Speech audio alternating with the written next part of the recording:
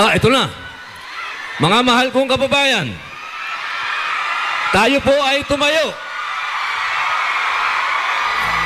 Atin pong salubungin ang pinakamagaling na Pangulo ng Pilipinas, Rodrigo Roa Duterte!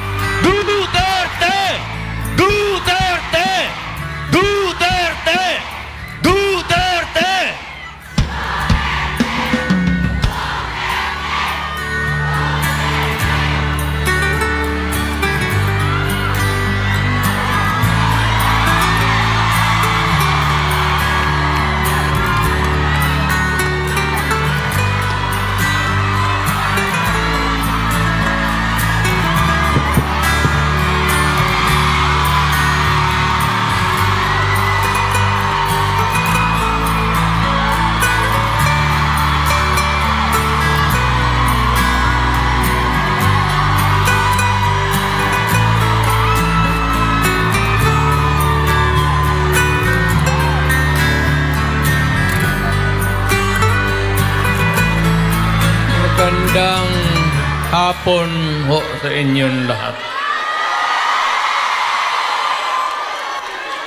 Alam niyo, I do not know if you still believe in me.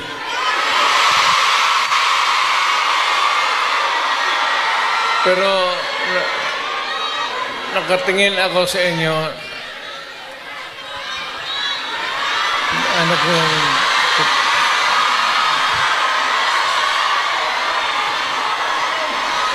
na dapat magkita-kita tayo doon sa ating bayan. Kaya lang sa sitwasyon natin ngayon, kailangan talaga pumunta tayo sa ibang bayan maghanap buhay. Pero sa akin, the fact that malayo kayo sa pamilya ninyo,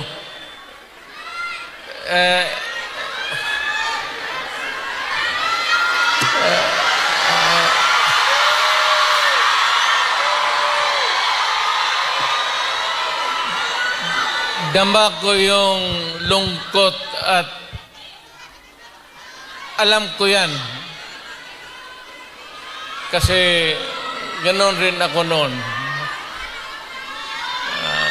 Almost 3 years sa labas ako nagtatrabaho.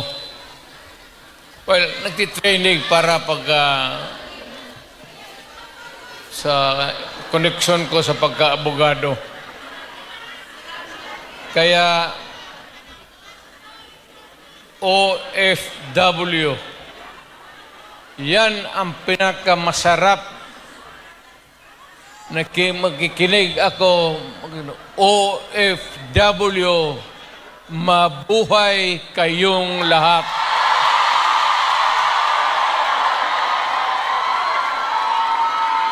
At ang mundo dapat magpasalamat na merong mga Pilipino na magpunta dito sa kanila, sa ibang bayan, para magtrabaho para sa kanila at para sa atin, makaipon ng pera para sa pamilya natin.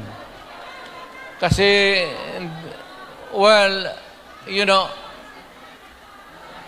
it would take about 7 to 10 years bago mawala itong sitwasyon natin na ganito.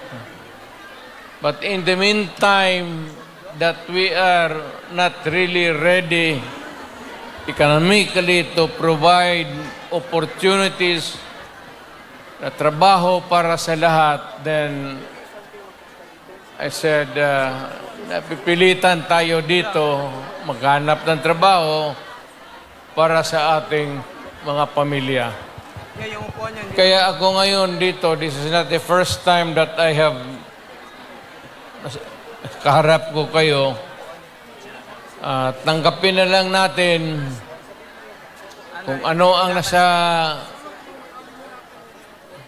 palad natin at magdasal tayo na yung pagod ninyo ngayon dito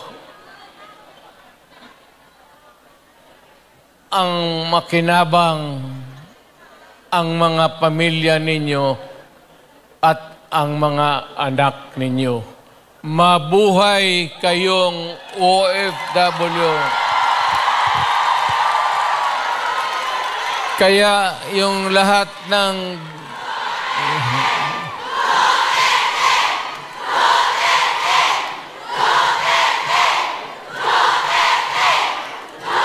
kaya kayong lahat ng mga dalaga pa,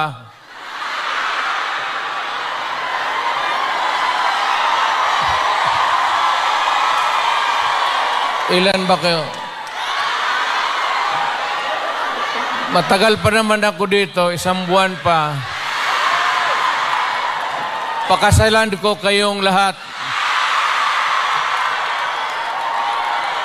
para lumigaya kayo at magkaroon ako ng maraming pera.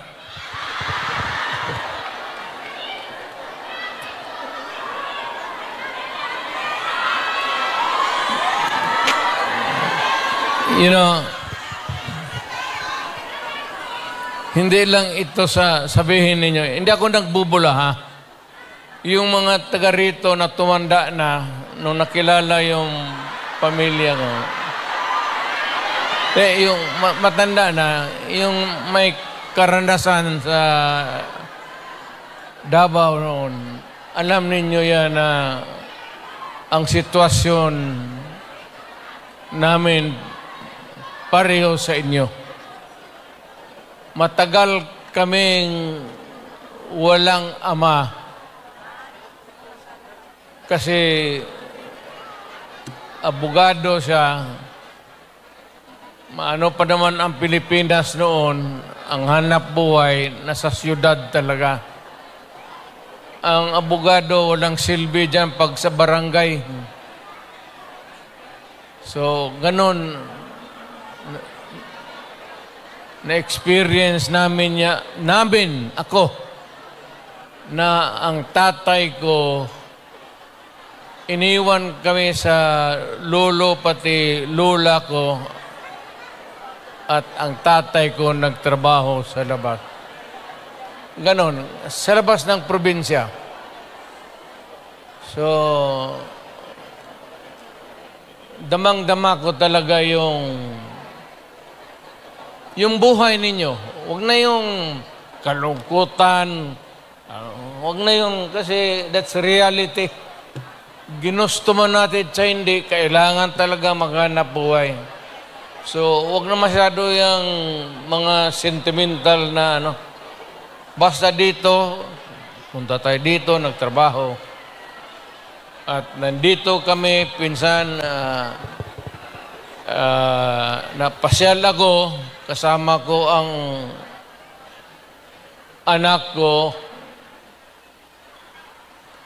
Saan ba si...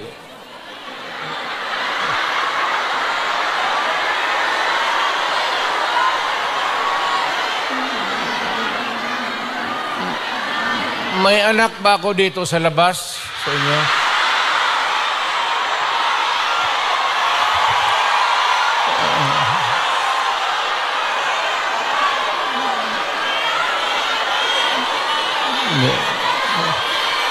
Sobra naman yung 5.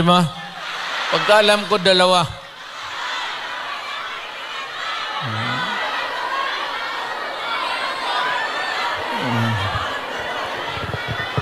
Saan ba pamilya ko?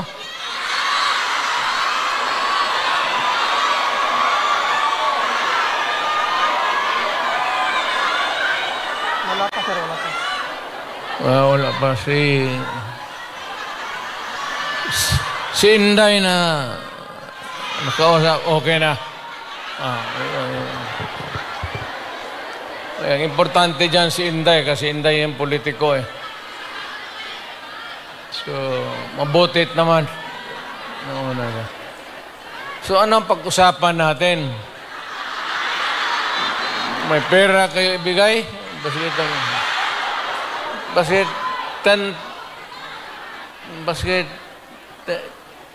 10 Hong Kong dollars lang. Marang makina akong kitain dito.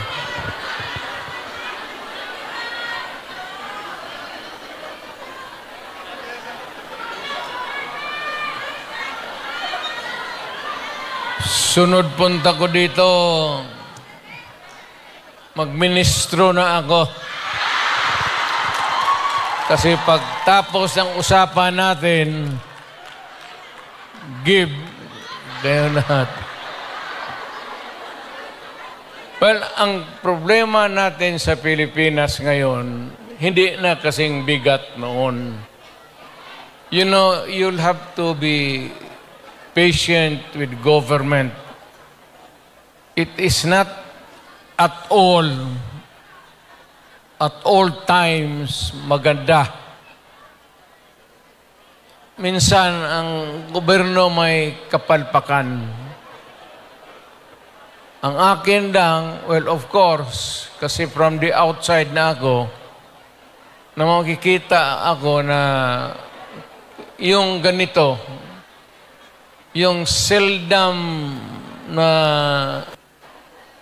tinitignan ng tao, ng Kongreso, na masilip lang man kayo kung ano ang kailangan, not only dito sa Hong Kong, but all over the world, Filipinos who work there because they have to. So, ang akin, nagpapasalamat ako. Ang una-una, yung tulong ninyo sa economy ng bayan. At second, yung social order. Yung problema na yung mga anak natin makapag-aral ng husto. Kaya naman ako nakita ninyo na patong-patong ang kaso ko. Sa totoo lang, baka ang balita ko, may warrant daw ako pag... Hindi, totoo. Yung sa ICC or something. Matagal na akong hinahabol ng mga putang ina.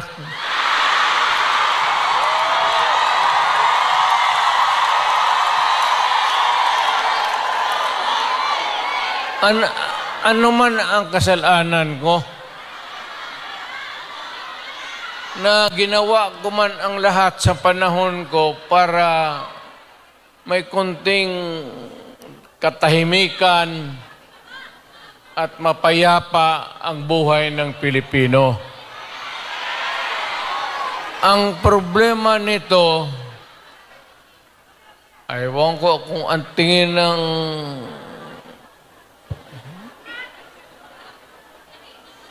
ako'y raw yung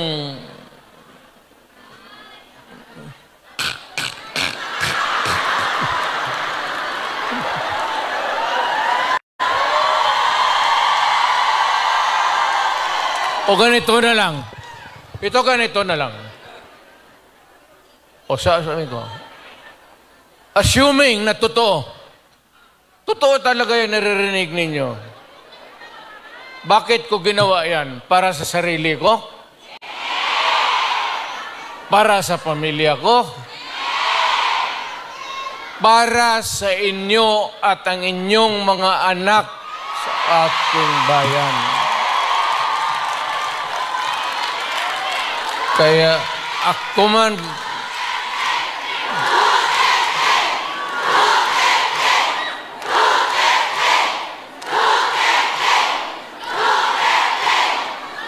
Ang higiin ko na lang sa inyo, total, kung ganito man talaga ang swerte ko sa buhay, okay lang, tatanggapin ko yan. Wala tayong magawa eh. Hulihin tayo kung ikulong tayo. Kaya lang,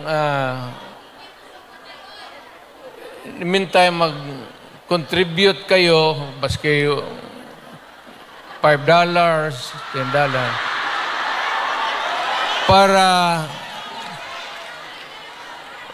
paglabas ko sa presuhan, pagawaan ninyo akong monumento katabi ni Rizal. Si Rizal may hawak na libro eh.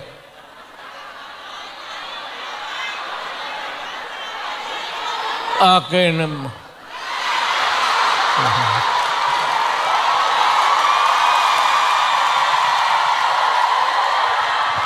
Kaya bakit? Tumahimik ba ang bayan natin kung Pilipinas, hold up dito, hold up. Wala nang ginawa kung ini. Tayong mga ayaw ng gulo, napipilitan tayo to confront evil because nandyan sa harap natin. Sino ba naman gustong pumatay? Putang inang yan.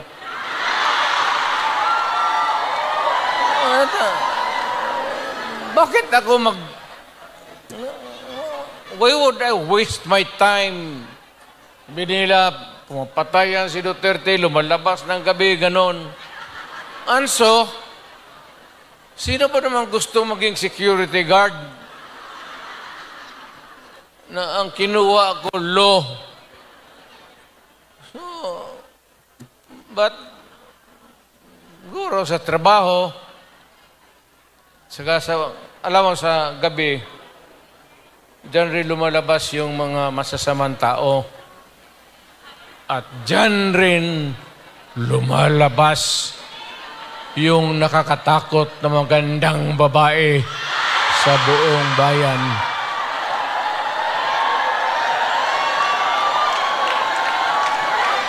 Sino bang nakita ninyo maganda sa araw? Nakita?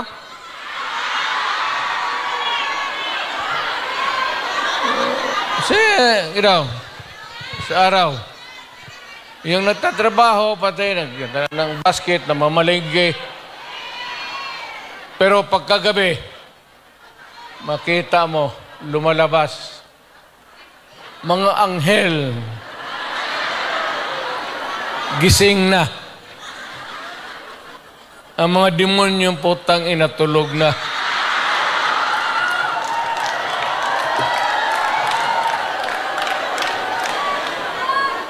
Hindi. Ano na tayo? Seriously now. No, our country is not yet that well off. I'm very sorry na nakikita tayo dito at kayong napunta dito sa loob. Kasi sa labas, mga Pilipino rin naghihintay doon. So, sino may-ari itong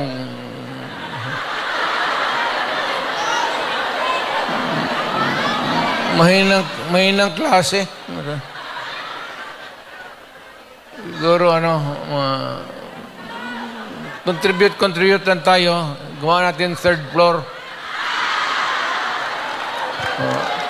For exclusive use. Para every Saturday makita-kita tayo.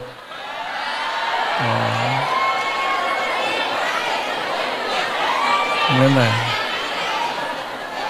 Maraming mag-uwi dyan, buntis na. Yung mga dalaga.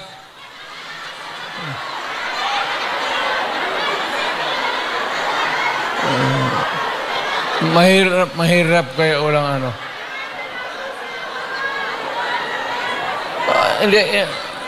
hindi ako mag-survive ng buhay na walang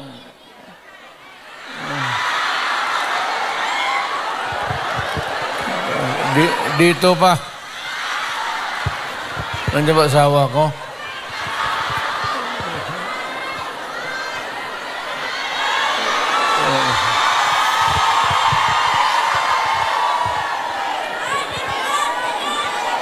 Well, you know, ganito yan. We were not really ordered, but maybe it was a form of an order. But ang dumating sa atin ay request from the Hong Kong authorities that we avoid talking about politics. Ako wala naman akong planong, no plans to talk about politics. It's too early. I will talk about it sa Pilipinas. Doon na lang kayo makinig. I'm not trying to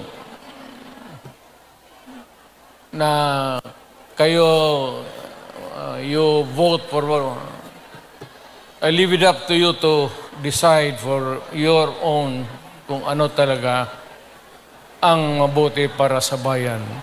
Pero kung ano kayo, if you have to listen to some advice, maybe you can consider the advice ng former president. An advice that is only good for the country. I am not talking about any candidate, but the interest of the Philippines. So, but meron akong mga kaibigan na nandito. Grupo kami dumating. I happen to promise my... Saan nga yung... Wala pang asawa ko.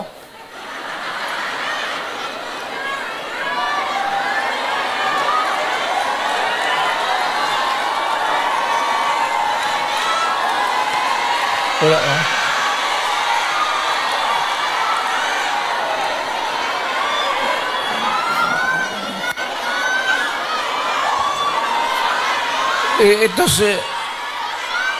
Ito si Hanelet kasi ang asawa ko overseas worker niya. Yung asawa ko ngayon, yung una kong asawa, wag na yun. Nanay ni Inda yun. Medyo problema tayo. Alam mo yung nanay ba ni Inday? Tisayan. Tapos, nakita ko yan sa aeroplano, stewardess eh. So, pag hinanap ko kung saan yung bahay. Doon sa Monteverde, doon sa Davao, pasok ako sa mga bahay-bahay doon, nakita ko ang gaga. Nagalaba. Sabi ko, ba't maganda ito ah. Tapos sa hagdanan ako sa kabilang, sabi ko, Miss, labandera ka?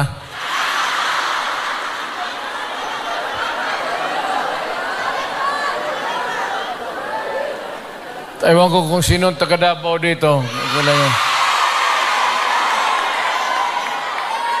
Yung hagdanan nila may nung nahalata ng nanay si Puring mother-in-law ko, inilipat yung aso doon sa hagdanan. Tang ina, hindi ako makaakyat. Kaya hiningi mo eh. Ano na yan yung mga anong tawag yan? Pukpok sa Bisaya.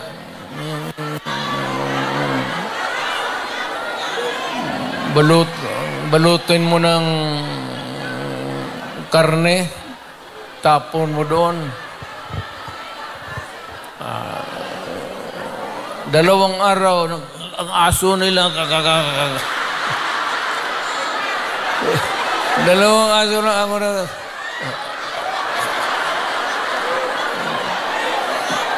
Tang ina mo. Nung namatay, kasi yung nanay ni Elizabeth may pwesto sa bangkiruhan. Mga damit. Kaya, yun. Ito naman si Elizabeth.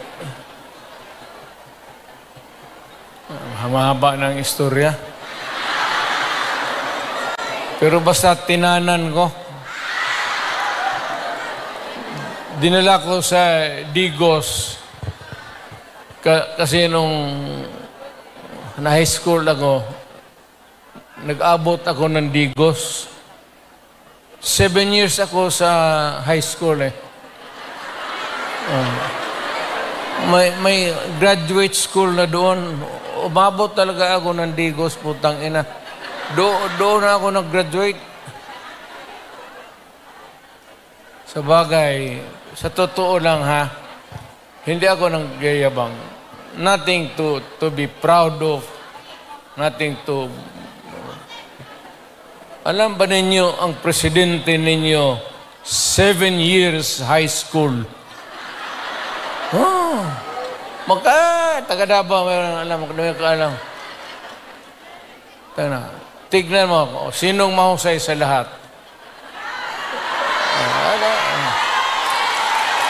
Kasi nag-aral ako ng matagal sa high school talaga. Tinapos ko ng 7 years para ma-master ko yung buhay.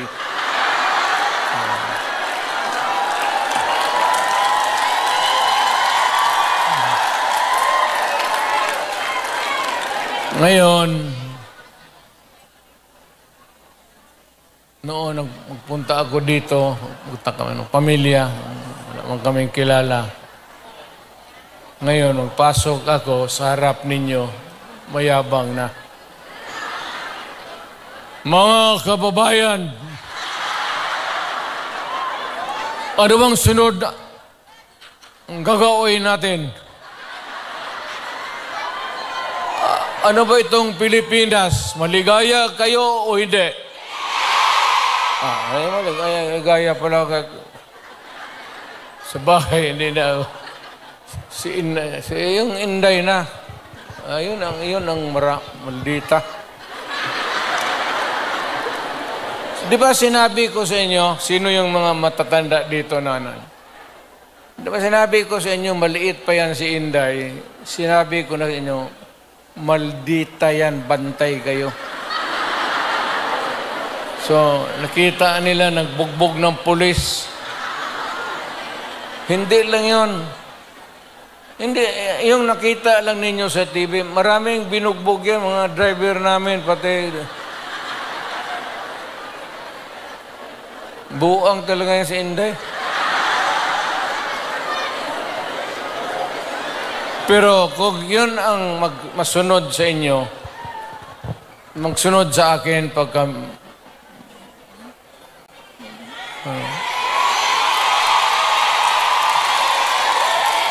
maswerte kayo kung yan ang magsunod sa akin. Kasi malapit na tayo talaga sa gira. Mamili kayo ng kalaban. Hindi, mano yan si Inday. Bright, smart, pero mainit ang ulo.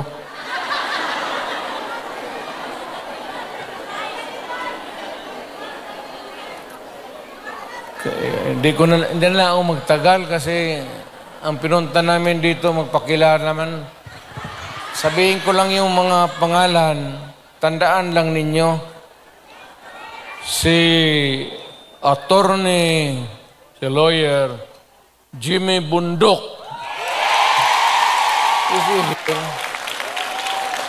Ayan, nandito pala eh. Then we have General Philippine Constabulary ito.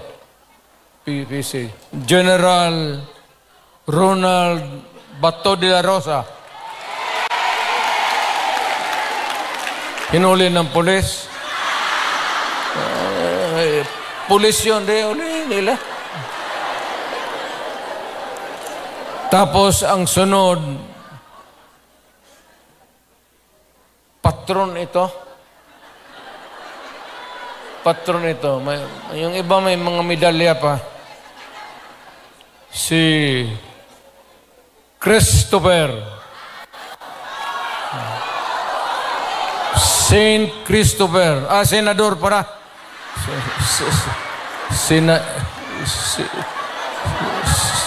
Senador Christopher.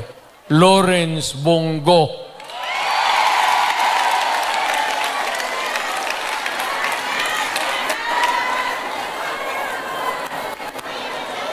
Ito yung si Bongo, noon po, the longest time nakikita ninyo, Mayor ako, ito yung aide ko.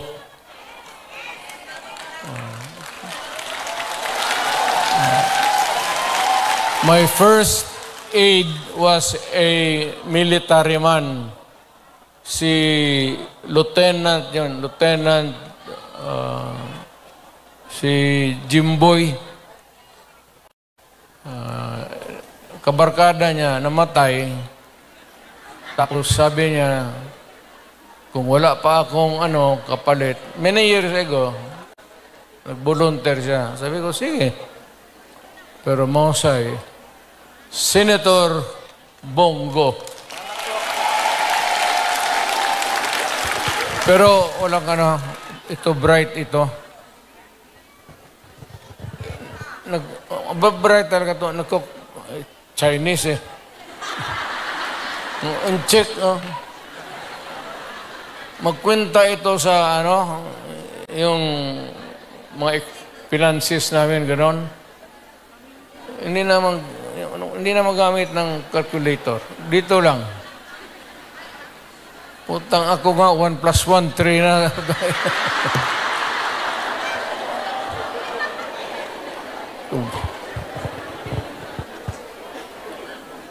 Tapos may isa to, may ari ang mga ilunggo, re?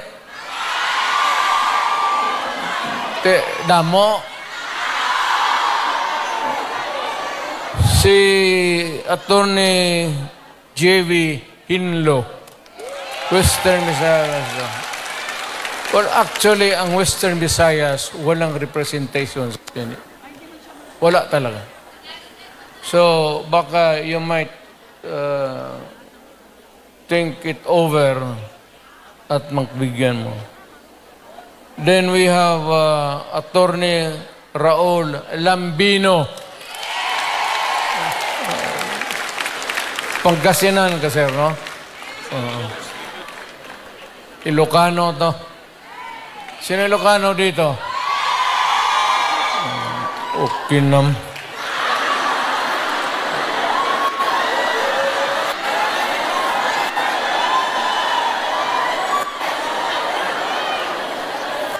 Ang sunod si Rodante Marcoleta. Is a very decent man.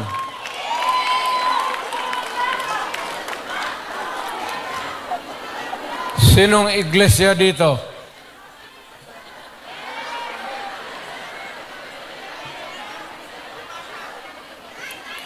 Kandidato natin yan, ha?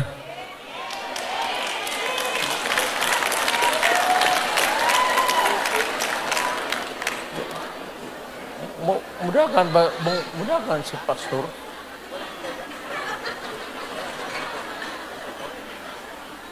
Kibuloy, mudahan. Si Pastor Kibuloy, Mayor, nasa study dito. So kung hindi mo siya include sa ating sunod yan study dito. Puro mudahan siya. Si Pastor Kibuloy. Andito pala. Hindi ko alam yan, ha? Honestly. Tatakbo pala. Baka naglakad ito kasi hanggang ngayon wala pa. Di ba siya yung kaharap ninyo palagi? Pastor Apollo Kibuloy.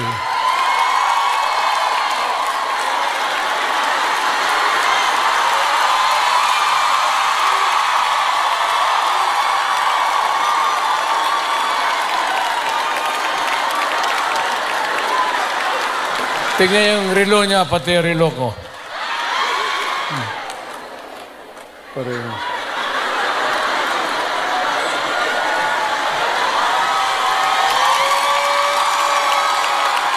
At least si pastor, pag humawak siya sa dibdib niya, kaharap kayo, yung pag-ibig niya yan para sa lahat. Kami naman, kung maglugod, tapos nakatingin ng magandang babae,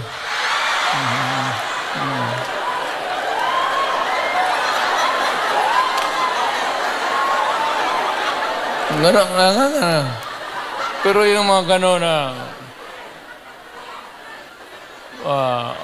I'm proud to meet you, mga gano'n na style. Pero yung mga gano'n, tapos huwag yan. Huwag na yan. Ang sunod si Attorney Vic Rodriguez. Ito, mahusay ito. Mahusay talaga ito. Galing ito ng Malacanang. Sana ito maging chief of staff, pero ayawan ko. I will not elaborate. Ayaw kong magsira ng tao. Pero ito, umalis ng Malacanang because it was a matter of principle for him. So, maintindihan na ninyo. Talagang prinsipyo na tao. So, itong isa,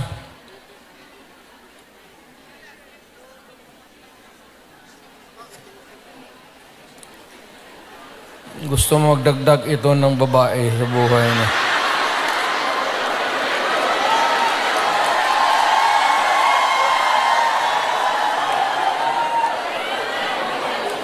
Itong magdagdag ito ng mga 3 pa, kulang ang sweldo nito. Si Epe sa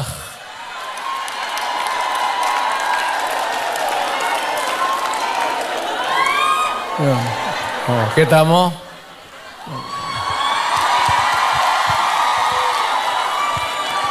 Basta yung magganyan-ganyan.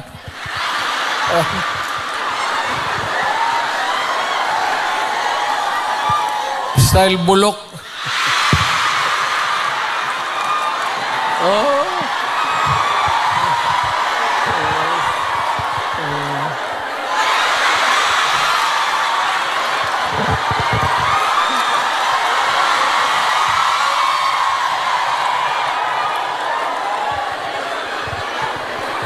Totoo. Ang kanya ako believe na kilala. Tapos ibig mag-handshake, mag-ganun muna. Hindi ka naman Diyos. Ginagawa ka lang ng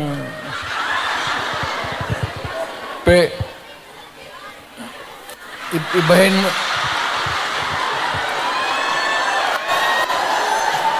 Ibahin mo na yung style mo. Bulok na yan.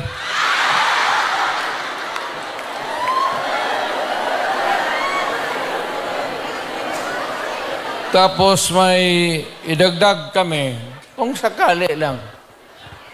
Total makatulong ito. Ibig sabihin, kung sumubra kami sa numero 8, but taga Davao kasi ito. At hindi naman namin mapigilan kung tumakbo.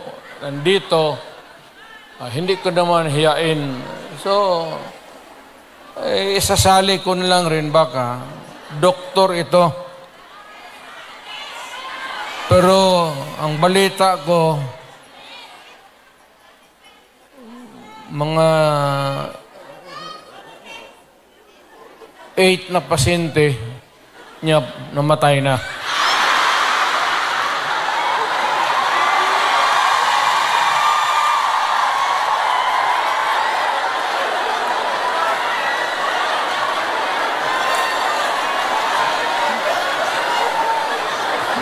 Either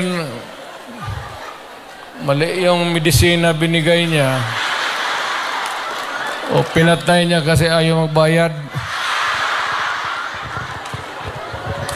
Dr. Mata.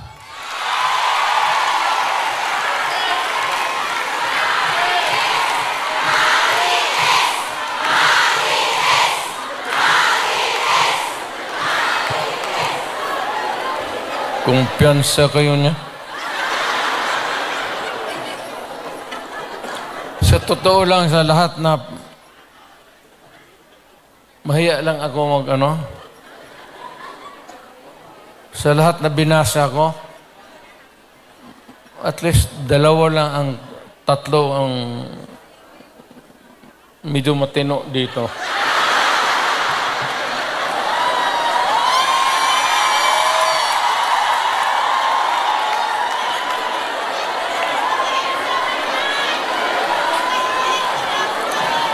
Ang hindi ko talaga masiguro itong si Bungo.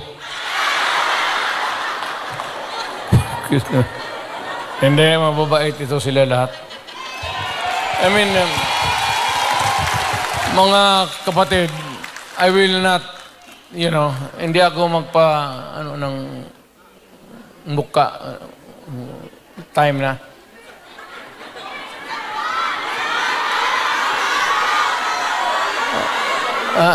Ikaw yung manager dito?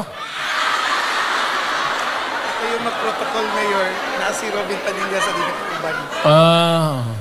20 minutes pa.